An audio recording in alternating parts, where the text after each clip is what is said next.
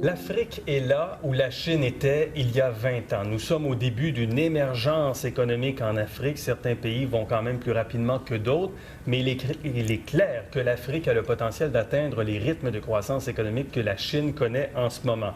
Quelle est la stratégie du Québec face à l'Afrique? Il y a une centaine de gens d'affaires et des milieux institutionnels du Québec qui sont allés en Afrique dans les derniers jours. Ils accompagnaient notre invité, le ministre du Commerce extérieur Jean-François Lisée, et Youmani Jérôme Lankoandé est également président d'Innovation Québec. Innovation Québec qui était sur place. Bonsoir à vous deux. Bonsoir. Merci d'être avec nous. Jean-François Lisée, pourquoi le Québec s'intéresse à l'Afrique? D'abord parce que le Québec, une partie de sa prospérité dépend de ses exportations. On exporte environ la moitié de tout ce qu'on produit et donc nos emplois dépendent de notre capacité de vendre à l'étranger. En Afrique, on s'est rendu compte que depuis ces 7 dernières années, alors que nos exportations ont chuté d'à peu près 17 % dans le reste du monde, nos exportations africaines ont doublé. Et ça signifie qu'il y a 3 500 emplois de plus qui ont été créés dans les régions du Québec grâce à notre présence en Afrique. Et ça a été fait un peu à la pièce. Les entreprises les plus audacieuses sont allées, les institutions. Et lorsqu'on est arrivé au pouvoir, il y a 1 an, on a regardé, la première ministre et moi, le diagnostic de notre présence internationale et on a vu que le Québec n'avait pas suffisamment donné le signal d'un engagement fort en Afrique pour non seulement augmenter nos exportations, mais pour aussi se faire des réseaux et participer en partenaire à la relance africaine. Et exploiter sur place, parce qu'il y a beaucoup d'entreprises minières canadiennes. Quand on pense à l'Afrique par rapport au Canada, on sait qu'il y a beaucoup de sociétés minières qui sont là-bas. Mais est-ce qu'il y a des entreprises québécoises qui veulent travailler sur place, exploiter sur place les ressources de l'Afrique? Il y a les deux. Moi, je suis très réfractaire à une approche de prédateur. On va exploiter une ressource et on s'en va. Et d'ailleurs, les entreprises québécoises, comme Semafo, par exemple, qui a 26 000 salariés en Afrique francophone, est un modèle de responsabilité sociale des entreprises. Il y a une fondation, il y a des écoles, il y a de la formation. Et donc, notre approche face aux Africains, c'est pas on va venir exploiter vos ressources, on va s'en aller avec. C'est on veut participer globalement à votre émergence. C'est pourquoi on a des cégeps qui sont très présents dans la formation des techniciens, on a des ONG très présentes, des coopératives qui aident le mouvement coopératif à se structurer. Et donc, notre offre, c'est une offre de partenariat. On sait que beaucoup d'entreprises vont créer de l'emploi sur place et créer de l'emploi au Québec. Monsieur Lankoandé, votre organisation, justement, travaille avec des entreprises qui veulent faire affaire en Afrique, en Asie également. Comment vous procédez? Qu'est-ce que vous faites chez Innovation Québec? Alors, Innovation Québec, c'est une entreprise privée de recherche et de marketing des technologies québécoises dans le monde. Ce que nous faisons, c'est que nous sommes partis d'un constat. Les entreprises québécoises ne sont pas assez présentes en Afrique et dans certains pays asiatiques. Alors que nous avons assez de technologies, assez d'innovations qui peuvent intéresser ces pays-là.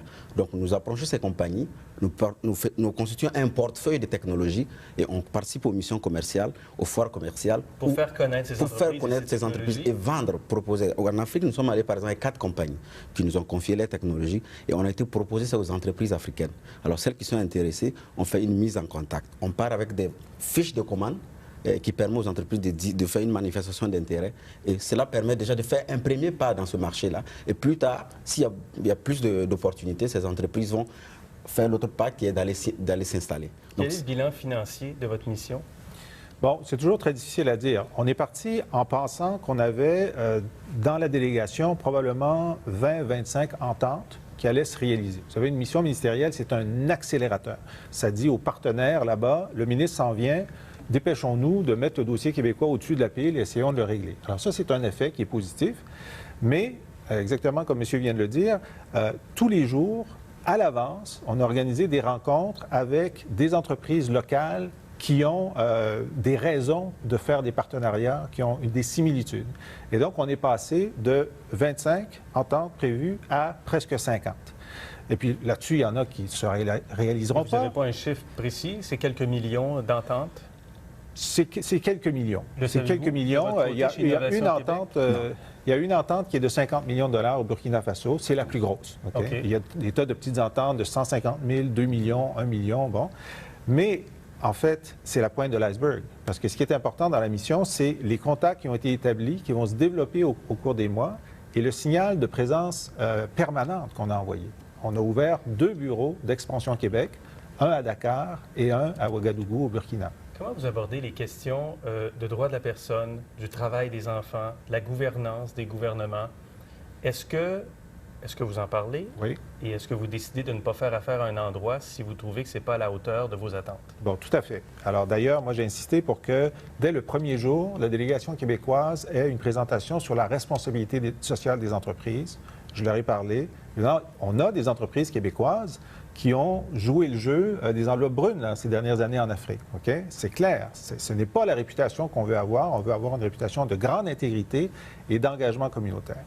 Et donc, j'ai dit qu'il n'y aurait pas de... On serait sans merci. Le gouvernement québécois serait sans merci envers les entreprises qui font des écarts sur la question de l'intégrité et elles ne seraient pas invitées dans nos missions et elles ne bénéficieraient pas de la caution du gouvernement.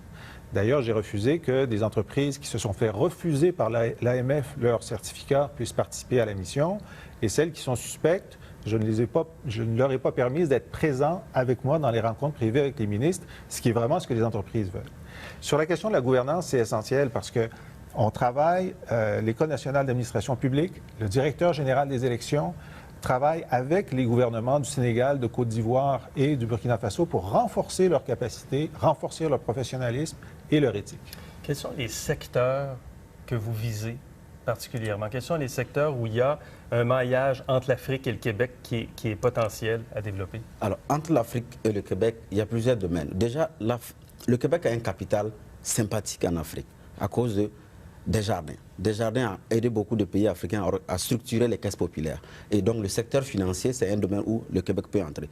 Ça, c'est une première chose. D'ailleurs, beaucoup de compagnies se plaignent parce qu'ils n'ont pas d'accompagnement à ce niveau-là. Alors, donc, le Québec vient de se réengager. C'est l'occasion maintenant de poser le problème. Il faut qu'il y ait des institutions financières qui les accompagnent et qui s'y installent s'il le faut. Ça, c'est le premier domaine. Le deuxième domaine, c'est les technologies de l'information. Actuellement, l'Afrique est l'un des plus grands marchés de technologies de l'information, notamment au niveau du mobile. 600 millions de gens qui ont des téléphones cellulaires.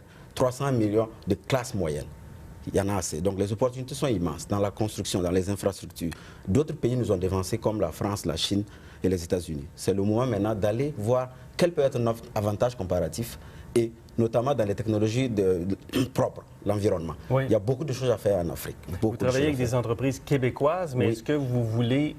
vous travaillez aussi avec des entreprises africaines directement pour venir travailler au Québec, par exemple, ou pour avoir des oui, liens quand on va, commerciaux? la mission commerciale, ça sert à ça, faire le maillage. Oui. Aider les entreprises africaines ou les entreprises asiatiques qui veulent collaborer avec des entreprises québécoises. Mais comme notre base est ici au Québec, on accompagne ces entreprises-là. On fait des études de marché d'abord pour voir qu'est-ce que le Québec peut vendre en Afrique, qu'est-ce que le Québec peut vendre en Chine, qu'est-ce que le Québec peut vendre dans tous les pays émergents. C'est ça notre mission. Et voulez-vous attirer aussi l'investisseur africain? Est-ce qu'on est rendu là? On n'est pas tout à fait là. Il y en a quelques-uns. Et évidemment, ça nous intéresse. Comme par exemple, on a beaucoup d'investisseurs indiens au Québec, à la fois dans les mines, dans la transformation, dans l'immobilier. Et oui, on veut avoir ces contacts-là, ces maillages-là, pour faire dans les deux sens. Mais ce n'est pas l'objectif principal. Quand ça arrivera, on sera très accueillant. Prochaine mission en Chine. Oui. C'est quand? Alors, à la mi-octobre, beaucoup d'entreprises aussi qui vont participer.